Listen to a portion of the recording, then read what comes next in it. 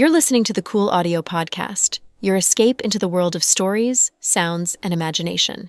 Whether you're driving, chilling at home, or just need a moment to unplug, we've got a story just for you. So sit back, relax, and let the journey begin.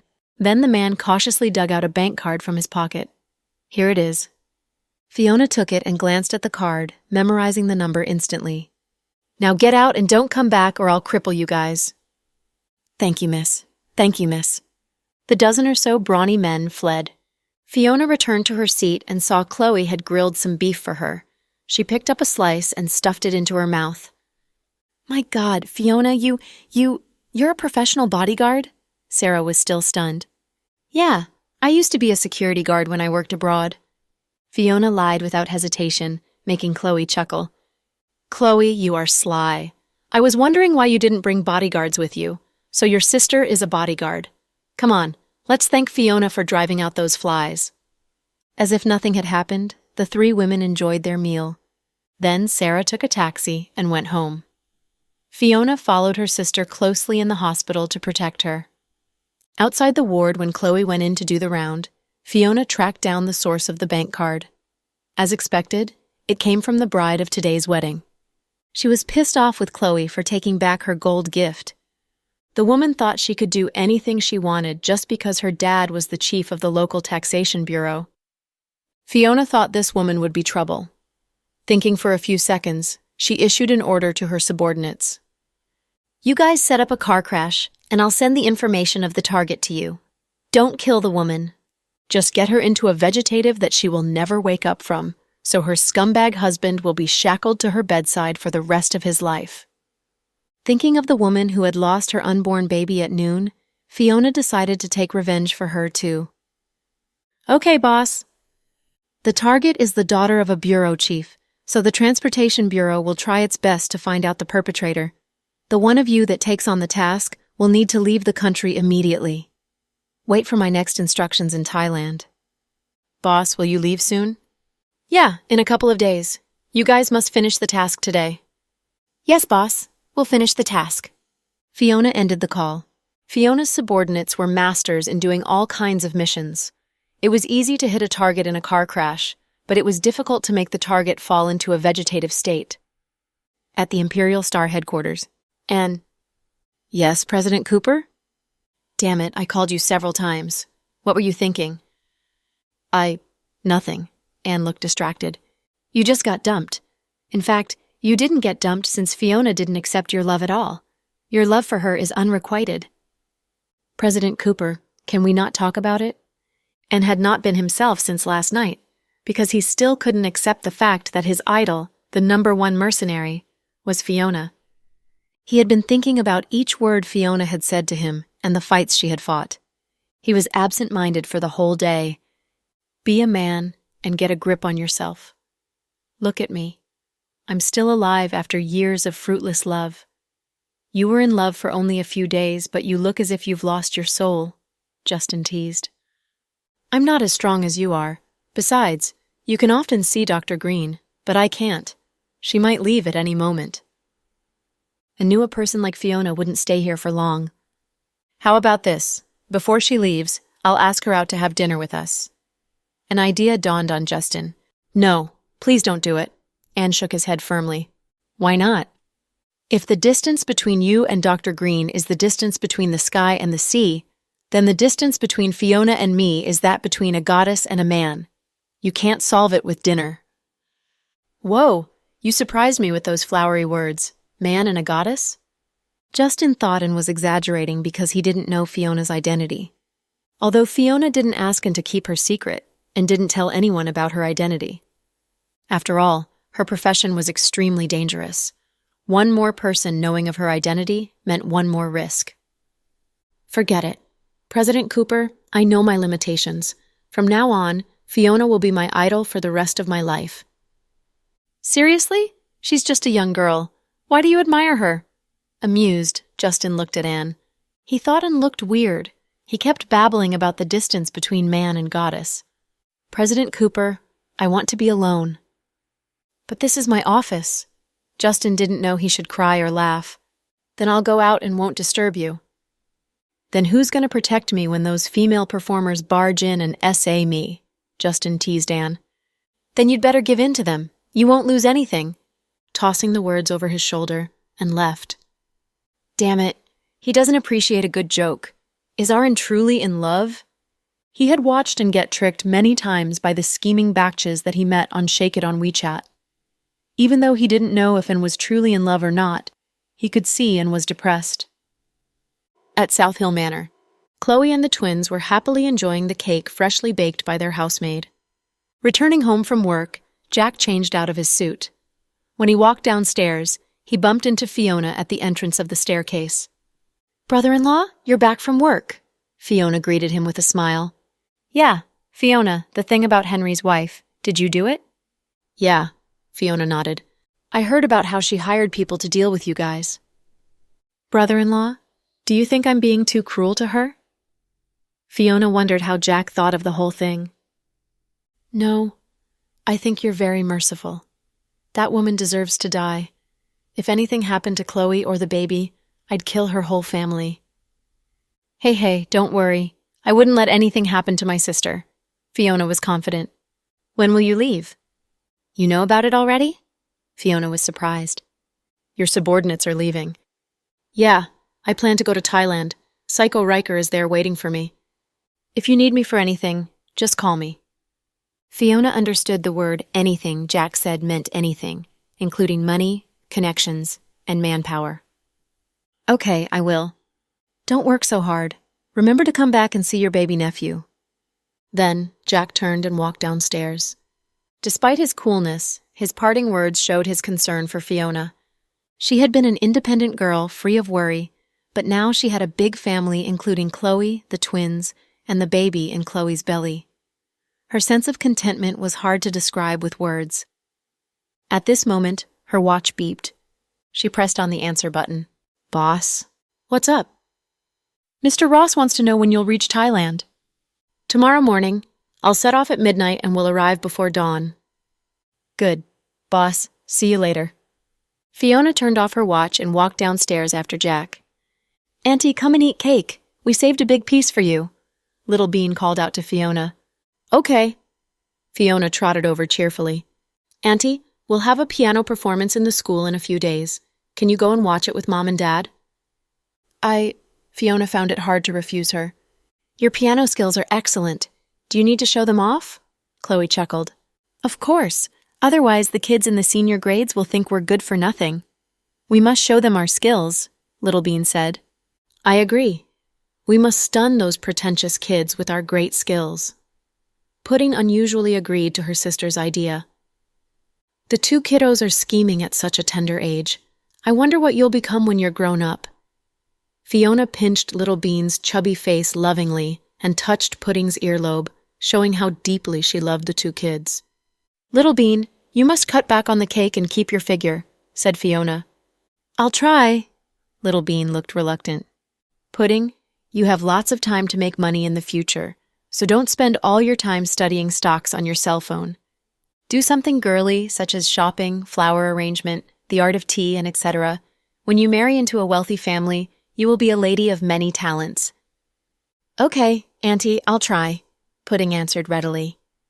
Chloe heard something unusual in Fiona's words, but refrained from asking her in front of the kids.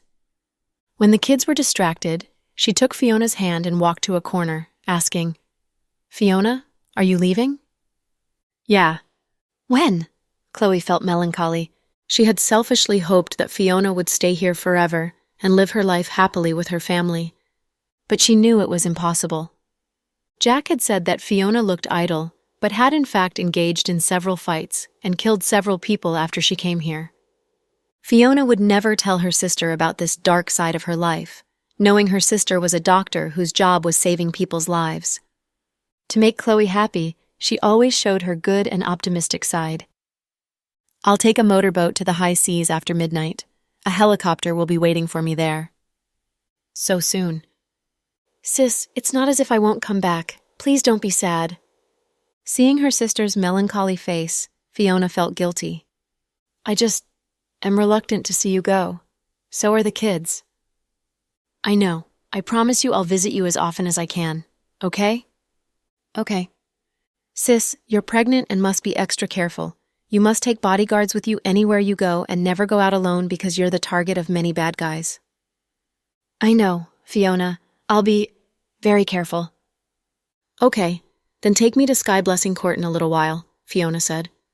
Huh? Chloe was surprised. I want to visit your adoptive mother, Sandra, said Fiona in a low voice. Okay, we can go now. Chloe put away her things, picked up her coat, and left home with Fiona. They left in a race car and didn't bring the twins with them. On the way, Fiona entered a high-end nutrient food shop and bought lots of sea cucumber, bird's nest, abalone, and ginseng. She spent about $100,000 without batting an eye. Fiona, you can't spend money like this. It's horrible. You'd go broke sooner or later. Chloe knew Fiona had spent almost $1 million on gifts for her family, including the twins, Jack, her and the baby, and even Jack's parents. No matter how rich she was, she couldn't spend money in this way.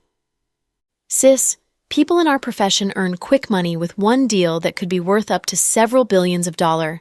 The payments are astronomical figures. I pay my subordinates well, giving them 80% and keeping 20% for myself. Still, I've earned countless amounts of money. To tell the truth, I don't even know how much money I have in my Swiss bank account. I don't even care enough to check, but I know even if I spent $1 million each day for the next 60 years until I reach 80, I'd still have money left. But how about your children? Don't you want to leave money to them? Don't talk about children with me. I myself am still a child. Fiona chuckled. You and Riker will get married and have children. You'll have your own family, so you must think about your future. Painstakingly, Chloe tried to persuade Fiona to return to the family. Sis, to tell you the truth, I don't think I can live that long. Fiona smiled faintly. Chloe's heart sank when she heard those words. Despite her sadness, she knew Fiona was right. Right now, Fiona was still young with quick reflexes, good physical strength, excellent fighting skills, and marksmanship. But what about the future? She was only a human, not a god. She'd get old one day. When that day came, could she still handle the danger she faced every day? Soon they reached Sky Blessing Court. Sandra was cooking. Seeing Chloe, she was delighted. Chloe, why didn't you call me before you came? It was a last-minute decision.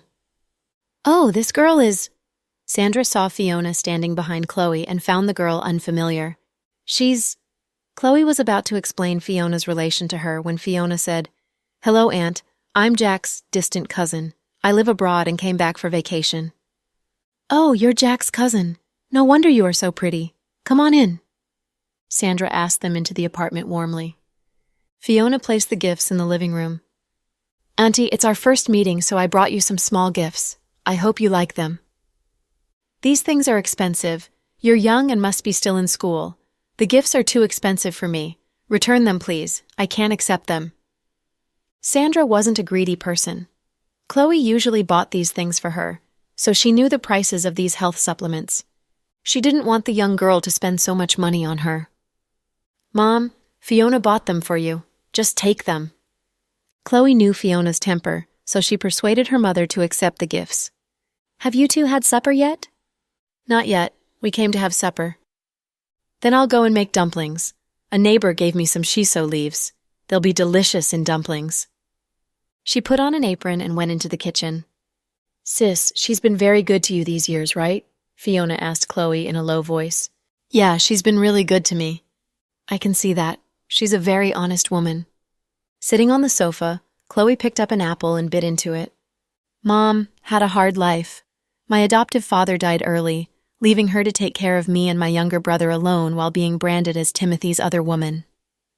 It's all in the past. Now she's living a happy life, right? The sisters talked about Sandra in low voices while the latter made dumplings for the two girls. Shortly, white dumplings were dropped into the boiling water. They are in the pot now and will be ready in a little while. You must be starving. I'm okay, Fiona smiled. Mom, I'm starving, Chloe said playfully. Of course you are. You're now eating for 2 people. You can't starve my grandson. Mom, Thomas is still working? Chloe asked casually. He drove to the countryside with Stella. saying Stella's maternal grandfather is critically ill. Oh, I see. Girl, sit down and eat some oranges. I bought them this morning in the market. They are very fresh. Not remembering Fiona's name, Sandra urged her to eat fruits with warmth. Okay, thank you, Auntie. Fiona sat on the sofa with Chloe and watched the TV. Soon, the dumplings were ready. Sandra brought 3 plates of steaming dumplings to the table with several freshly made cold vegetable dishes. In the cozy environment, Fiona found the homemade food very delicious and ate a whole plate of 20 dumplings. She burped in contentment. Auntie, I like food made with flour, including dumplings, wontons, and handmade noodles. I've eaten all kinds of dumplings in the past years, but I found your dumplings are the most delicious. Then you must come here often, and I'll make them for you. The next time you come, I'll make dumplings filled with pickled vegetables with pork and green onion with beef. They are all delicious. Hearing the girls' praise, Sandra was very happy. Chloe ate many dumplings too. Then the sisters drove back to South Hill Manor. Sis, I'll take a shower. Okay. After a while, Fiona called out from the bathroom. Sis, bring me a bottle of shampoo. This one is empty. Okay. Chloe went to the closet and took a bottle of shampoo. Opening the door of the bathroom, she walked in and handed the bottle to Fiona. Then she froze for a moment as if something struck her. What's wrong? Fiona looked back. Nothing. It's the first time I see you naked and find your chest is as flat as mine. Chloe tried to make a joke. Ha ha! Dr. Green, you're a bad girl, Fiona giggled. Chloe walked out and closed the door. Then, she walked into the study with heavy steps. Walking upstairs, Jack saw something wrong on Chloe's face and quickened his steps to check up on her. The moment he pushed open the door to the study, he froze. Chloe sat on the chair with tears on her face. Honey, close the door. Afraid others would see her tears, she asked Jack to close the door. What's wrong? Who made our Vice Director Green cry? Hurting inside, Jack strode over and pulled her into his arms. Leaning her head on Jack's chest, she cried until tears soaked his black shirt. What's wrong? Jack caressed her hair lightly. Honey, I just brought shampoo to Fiona. She's showering. Then? Jack knew Chloe must have seen something, or she wouldn't be crying like this right now. Then, I saw her back. Jack didn't speak. He just wiped the tears from Chloe's face gently. I saw many scars on her back. There are so many. It was a shocking sight. Chloe's voice shook as if she was reliving the scene. Jack was not surprised. After all, Fiona had been a mercenary for years and couldn't remain unscathed.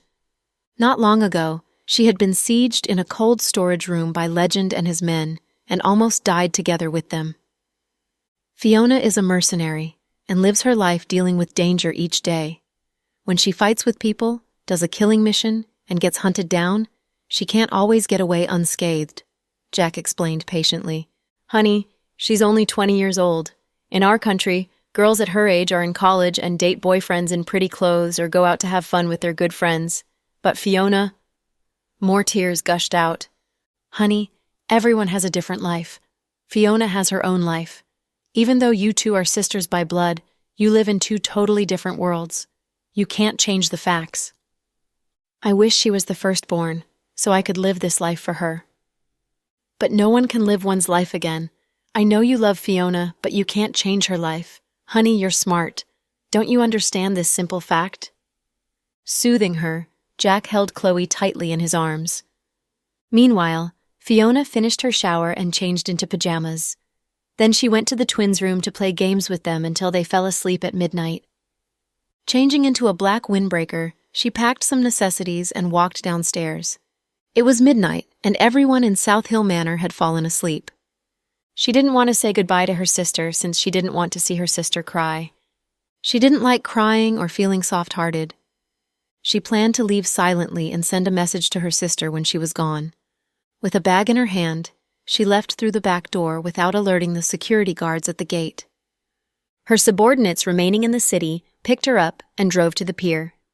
Standing behind a big tree near the house, Chloe cried silently, feeling heartbroken to see Fiona leave alone. She wanted to give Fiona a good life but realized she was helpless and couldn't change anything. It's drafty here. Let's go back in. Jack draped a coat on her shoulders and walked her back to the bedroom. Fiona left without a warning, as abruptly as she had come. Justin knew nothing about it, and got up in the morning and sent a message to Fiona but received no response.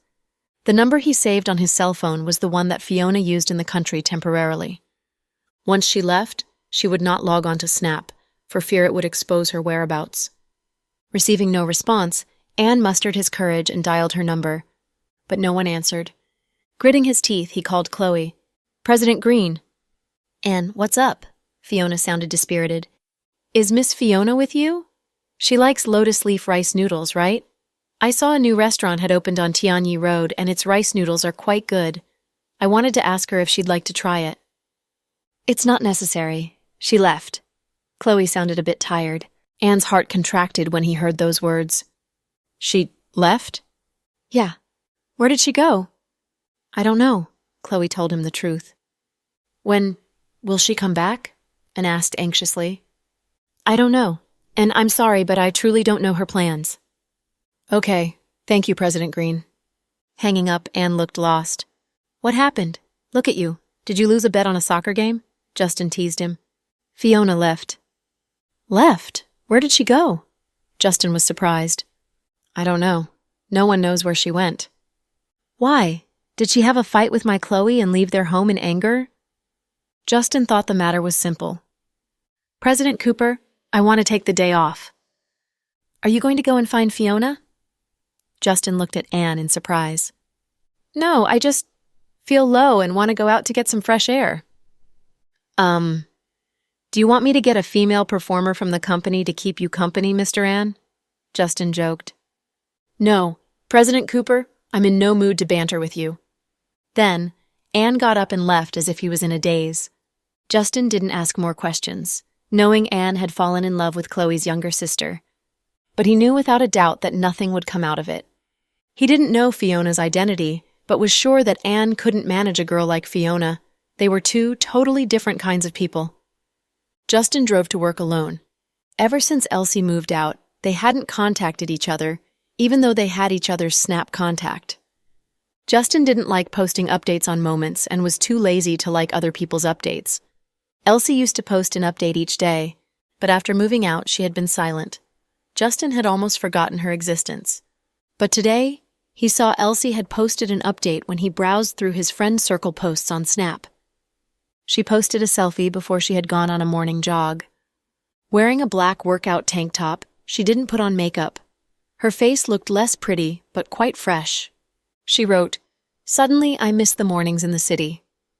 Elsie loved to work out. When she lived in Justin's house, she'd jog alone in the community and swim while Justin was at work. Seeing the update, Justin clicked the like button naturally. In less than 3 seconds, Elsie sent him a message. Have you had breakfast? No. Justin didn't know what to say. I told you breakfast can't be skipped, or you'd hurt your stomach. I bought you cereal and milk and put them in the fridge. If you don't want to cook, you can mix milk with the cereal. It's nutritious and delicious.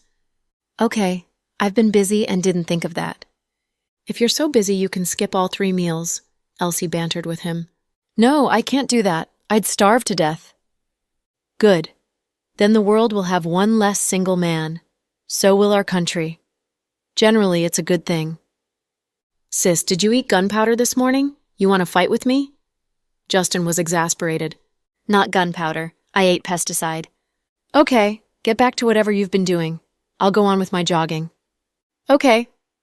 Justin felt nothing about their casual chat, but Elsie had a secret agenda. She wanted to get close to Justin, but tried to do it subtly. On Fiona's private plane. Boss, we'll land in Bangkok, Thailand in 15 minutes. Do you have any plans after we land? Fiona was reading a military magazine with great interest, studying all kinds of military weapons and outfits in it. With a peach in her hand, she was enjoying herself. Yeah, I have plans. What plans? If I tell you everything, then you would be my boss. Fiona gave her subordinates a dirty look. They were terrified and didn't dare to say more about it. After the plane landed in Bangkok, Fiona and her subordinates walked out of the airport. Wearing a human skin mask, she mingled in the crowds and drew no one's attention. In a hotel in Bangkok. Young Master Ross, your father said you can skip the meeting in the afternoon, but must attend the banquet being held at the Central Asia Club tonight, Amy said to Riker. Okay, Riker nodded and answered with one word. Mr. Ross, you look tired. Do you want me to do a massage for you? Amy had been puzzled. She had stayed by Riker's side for a long while now, and should be closer to him, but he was as distant to her as the first day she began working for him as a maid. Her master was always aloof. Whenever Amy tried to be more intimate with him, Riker would always reject her offer without hesitation. She had waited for a long time for him to break up with Fiona, so she didn't want to waste this good opportunity. I don't need it. Riker, did I do something wrong? Amy teared up, trying to gain his pity. Riker stopped playing a mobile game and looked up at her nonchalantly. Why did you ask that? I have a feeling that you're not satisfied with me since I began working for you, or you wouldn't treat me this way. I treat everyone this way. Riker frowned. But you treated Fiona differently, Amy blurted out. Well, Fiona was my woman, you're my servant. Do you know the difference now? One corner of Riker's mouth tugged up indifferently. I'm sorry, young Master Ross. I spoke out of line. Amy regretted her impulsive words. Amy, if you don't like working for me, you can leave. With your abilities, you can be a freelance killer. You don't have to stay here and work as a lowly maid, Riker said dismissively with a cold face. Before she could reply, he continued. Of course, the Ross family had never been in a shortage of maids. Young Master Ross, I was wrong. I didn't mean it. I didn't say I was mistreated. I love you, and remembering how good you were to Fiona, Amy stammered and didn't know how to continue. Get out. I'm tired. Young Master Ross, Amy, go to the conference venue and hand this to my father. Riker had a file in his hand. What's this? This is the name list of clients in Thailand. Hand it to my father and don't let Nan know about it. Oh, okay. I'll set off to the conference venue right now. Okay. Riker waved his hand and watched Amy leave with the file. With a cold smile, he sent a text message. Riker's father and his second elder brother all came to Thailand to attend the large-scale meeting of the Asia Mafia. The participants included leaders of big gangs from Vietnam, the Golden Triangle, Taiwan, Hong Kong, Macau, and mainland China. A notorious arms dealer, Riker's father was the leader of the most influential gang in Asia and the center of this meeting. Walking out of the hotel with the file, Amy called Nan. Young Master Ross, he just gave me a file saying it's the name list of the clients here. He told me to hand it to your father and not tell you about it. Humph, come and give it to me, Nan sneered. Okay, where are you? I'll wait for you at the entrance of the alley on the street. I'll send for you. Keep an eye on your text messages. Okay. Watch out for shadows, Nan instructed. Got it, Mr. Nan. Why was Amy depending more and more on Nan? Because only Nan could give her the antidote to the drug she put in Riker's coffee at Nan's instruction. To cozy up to Nan, she sold out Riker by giving Riker's file to Nan. The China Street was famous in Thailand with all kinds of people living here, making it a good place for secret meetings. Amy looked around her cautiously as she walked, afraid someone was tailing her. Making sure she was not followed, she relaxed and walked to the entrance of the alley and took out her cell phone. Before she could read the message, she felt a sharp pain on her neck and passed out. Batch, we finally got you. Fiona's subordinates had wanted to hunt down the traitor Amy in Russia. Fiona hadn't stopped them. They knocked Amy unconscious and stuffed her into a bag before moving it out of the way. In less than 1 minute, a woman resembling Amy and wearing her clothes walked to the entrance of the alley. She took out Amy's cell phone. The message said, Walk straight ahead for 100 meters to Min People restaurant and find a man wearing military green clothes. Go with him. The code words are you pickled? The woman disguised as Amy followed the instructions and walked straight ahead. Sure enough, she saw a small restaurant 100 meters ahead with the words Min People on the sign above the door. Walking in, she saw a guy wearing green clothes. He looked like a bumpkin, and she was surprised that he was Nan's subordinate.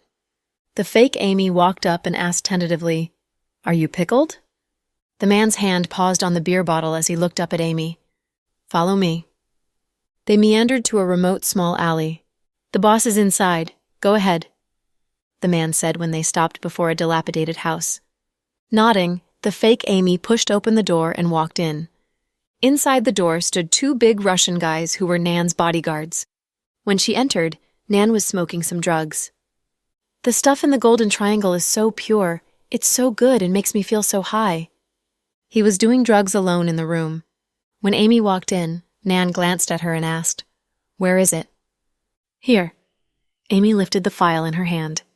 "Bring it to me." "Mr. Nan, can we close the door? I have something to tell you in private," said Amy. "You two close the door and wait outside." Obviously, he believed Amy. After the door was closed, Amy walked to him slowly. "What's it? Speak." Nan didn't like Amy.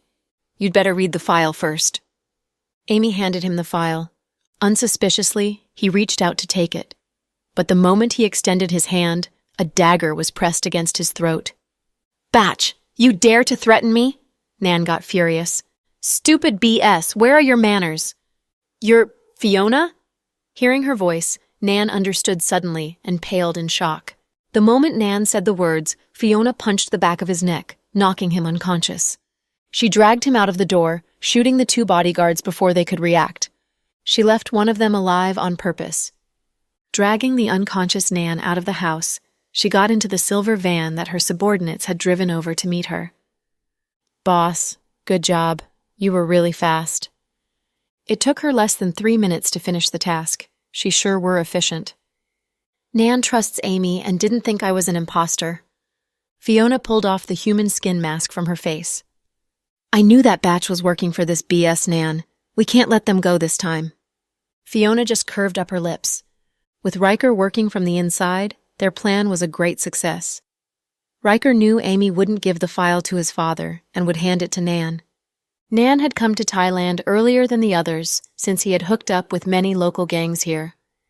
Feeling at home in this place, he even used drugs before the Central Asia Mafia Conference began, entering the trap set by Riker and Fiona. With high efficiency, Fiona caught both Amy and Nan. "Boss, what shall we do with these two?" "Tie Nan up and give him a shot of sedative so he can't escape." "Okay, how about Amy?" "Well, bring her to me. She was my subordinate and I want to catch up with her." "Yes, boss." As V ordered, they tied up Nan and imprisoned him in a room in the basement. Then, Amy was brought to the hotel where Fiona stayed. With 66 floors, it was one of the most luxurious hotels in Bangkok. Fiona liked to stay in the penthouse suite since she could see the whole city from her room. Wearing a white bathrobe, she stood in front of the full-view window with a glass of wine in her hand. She was tired after the long flight and catching 2 people in a row. Taking a bath, she felt much better.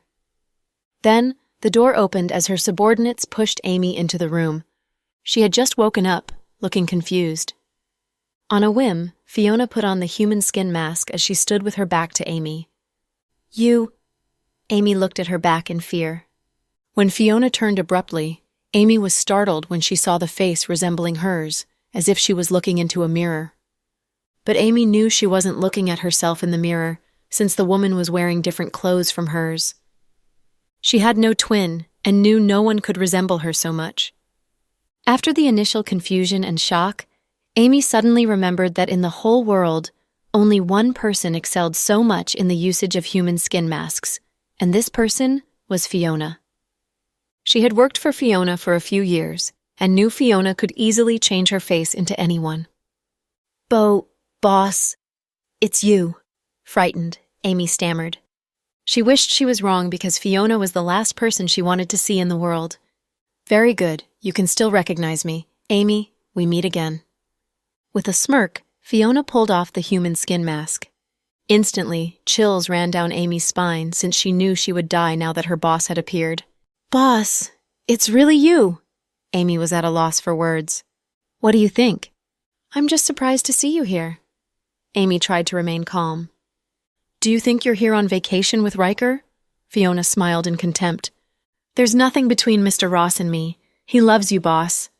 I've been trying to find an opportunity to bring you guys back together." Amy knew that she must try her best to brown-nose Fiona, hoping the latter would soften up and forgive her. "Heh, you're indeed stupid. Do you think I'd buy it?" "I'm speaking the truth, boss. I'm not lying. I swear it on my whole family." Amy raised her hand to take the oath. "Wasn't your whole family wiped out years ago and you were the only one left? So what's the use of your oath?" Fiona sipped her wine casually as she watched Amy, looking like she was enjoying a joke. Seeing Fiona knew everything about her, Amy became scared and dropped to her knees. "Boss, I was wrong. I was truly wrong." "On your knees again? You kneel so easily, your knees are worthless," said Fiona. "Boss, I know I was wrong. Please forgive me." Fearing for her life, Amy begged shamelessly. "Then tell me what wrong you did? Are you referring to how you betrayed your boss, or how you tried to seduce your boss's man? Or betraying your current master by colluding with Nan?" "What are you talking about? I don't understand." Hearing Nan's name, Amy played dumb. "Don't play dumb with me. Amy, you worked for me for years. If not for me, you'd have been killed by your target long ago. Where's your conscience? I didn't ask anything from you after saving your life, but you insisted on working for me as my maid. People all thought you were doing it to repay me. But was that the truth?" Amy bit on her lip and didn't dare to speak. "You just wanted my protection against your many enemies. In the years you worked for me, I treated you well, putting every penny I promised to you into your bank account for the missions you did. For the more dangerous missions, I always assigned someone to help you.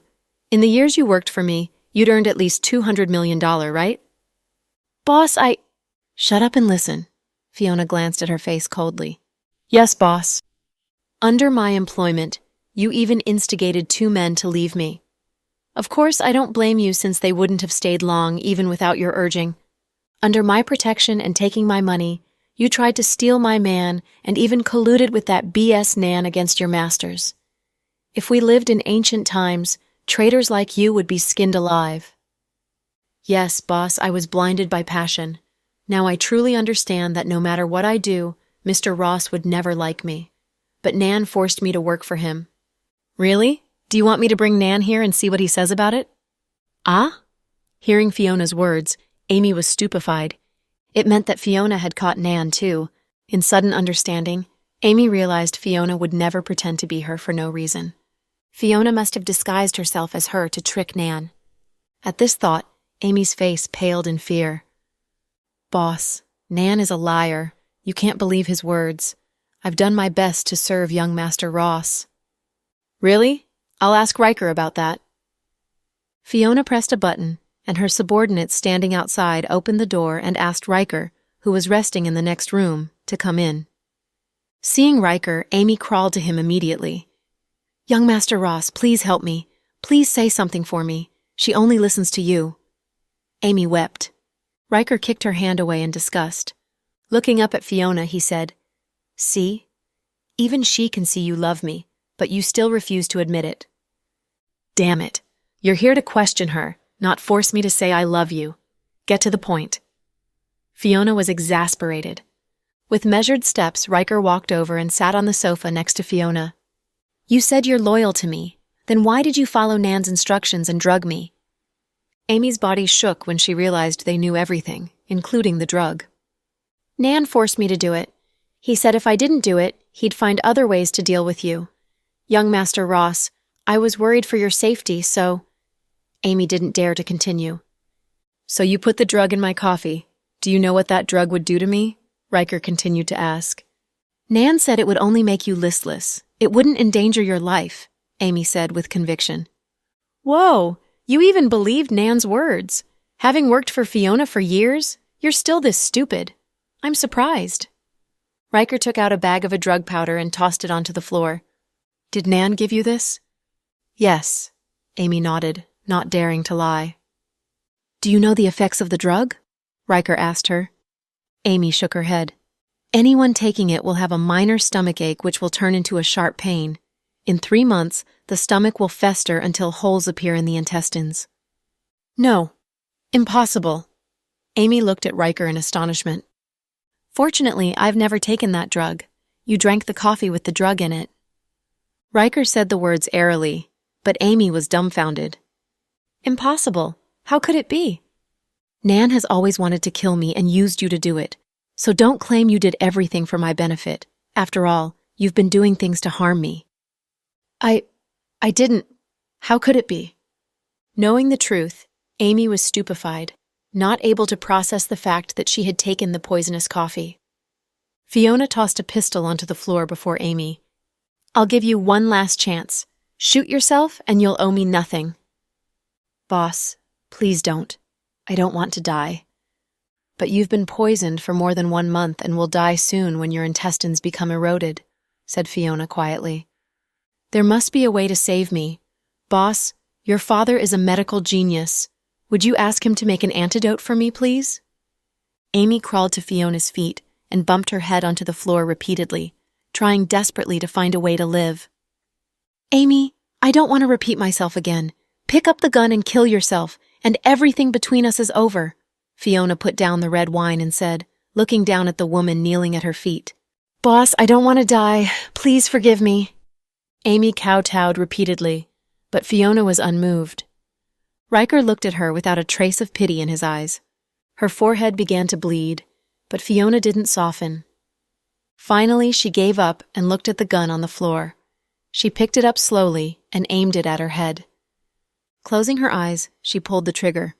But at the last moment, she turned the gun toward Fiona, wanting to take Fiona with her. She couldn't have Riker and didn't want Fiona to have him either. She had a distorted mentality. But to her surprise, the gun didn't fire. You're surprised, right? I didn't put bullets in the gun. Considering you once worked for me, I wanted to give you a quick death, but you want to do it the hard way, Fiona said. Fiona, stop saying pretty words. You're just jealous and are afraid that I'd steal your man. You have no confidence in yourself, and that's why you want to kill me. Knowing she'd die anyway, Amy revealed a different attitude, which was probably her real personality. Am I afraid of you? Am I jealous of you? You overestimate yourself. Who do you think you are? Do you have no brain? Don't tell anyone you were my subordinate since I never take in stupid people like you. Shut up, shoot me. But I must warn you, even if you kill me, you're in trouble. Do you think Nan is the only one who wants to deal with you? Amy smiled sinisterly. Whoa, you sound as if you know a lot of insider information. Yeah, but I'd never tell you. Do I need your information? This is ridiculous. Fiona was amused. Okay, it's useless talking to her. Fiona, it's time for the next step. Riker checked his watch and reminded her. Got it, Fiona said indifferently.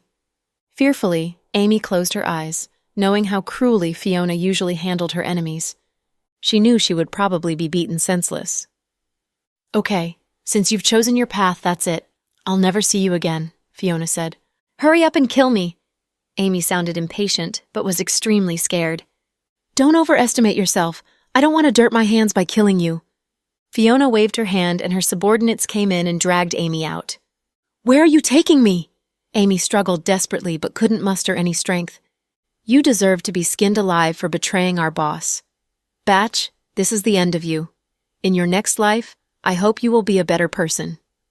They threw a bag on her head and carried her away. Amy thought they were going to throw her into the ocean and feed her to the fish. After they were gone, the room was quiet. In the future, I truly can't use women as my subordinates.